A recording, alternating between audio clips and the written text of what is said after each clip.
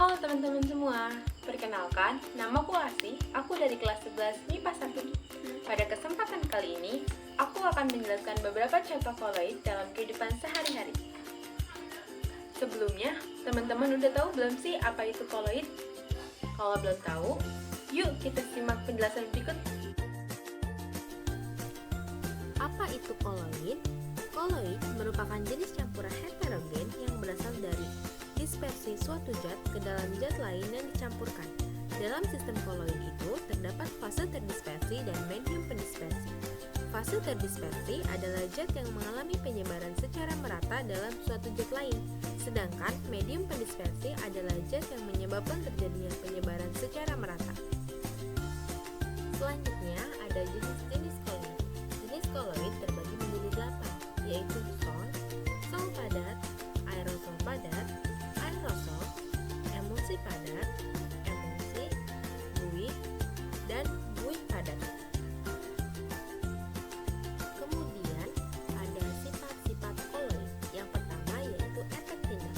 Efek tindal terjadi ketika cahaya tersebar oleh partikel koloid yang lebih besar daripada partikel larutan. Ini mengakibatkan penyebaran sinar cahaya. Yang kedua yaitu Graf-Brown. Graf-Brown adalah gerakan acak dari partikel koloid yang hanya dapat diamati menggunakan mikroskop ultra. Gerakan acak ini disebabkan oleh tumbukan-tumbukan yang terjadi. Teman-teman tahu nggak sih kalau salah satu contoh koloid di kehidupan sehari-hari itu ada pada minuman yang sering kita minum loh. Contohnya pada dalgona kopi. Penasaran nggak sih gimana proses pembuatannya? Yuk kita intip. Alat dan bahan yang kita butuhkan yaitu 1 bungkus kopi saset, 2 sendok teh gula pasir, 2 sendok makan air putih, 300 ml susu full cream, es batu, mixer, wadah, sendok, dan gelas.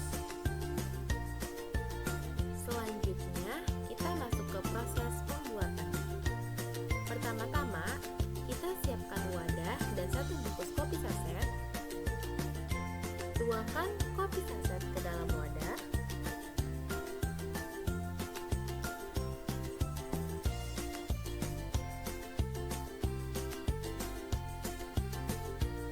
Kemudian, tambahkan 2 sendok teh gula pasir.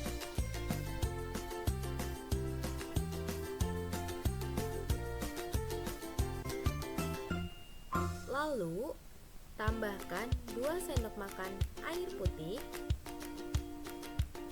Setelah itu, kita siapkan mixer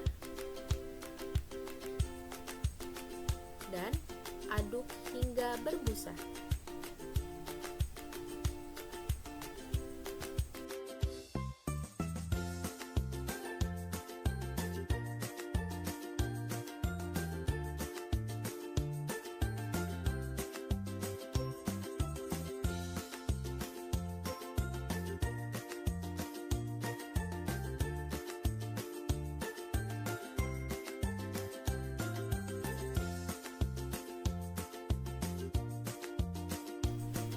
Setelah adonan dirasa cukup berbusa, kita matikan mixer.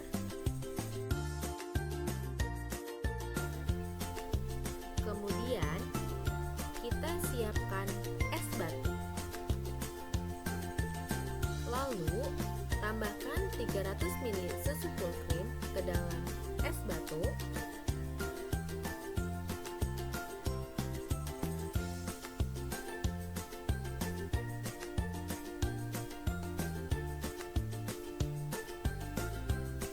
Setelah itu, kita tambahkan adonan yang telah kita buat ke dalam susu tersebut.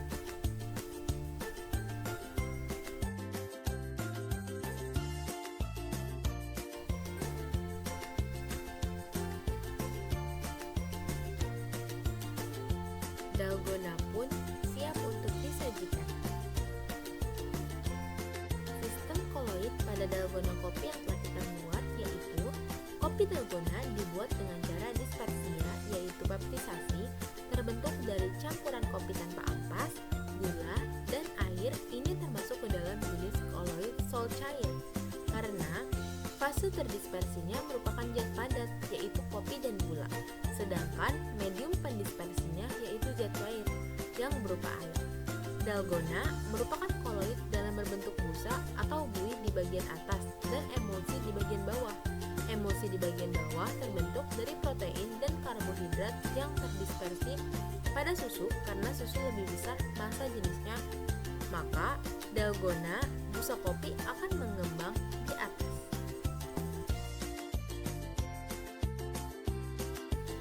Dari pembuatan dalgona kopi tersebut, kita dapat menyimpulkan bahwa dalgona kopi terbentuk dari campuran kopi bubuk, gula, dan air yang termasuk ke dalam jenis koloid song padat, di mana fase terdispersinya merupakan zat padat atau kopi dan gula, sedangkan medium pendispersinya yaitu zat cair yang berupa air.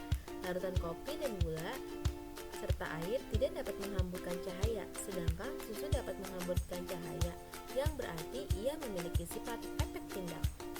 Sekian penjelasan dari saya, kurang lebihnya mohon maaf. Wassalamualaikum warahmatullahi wabarakatuh.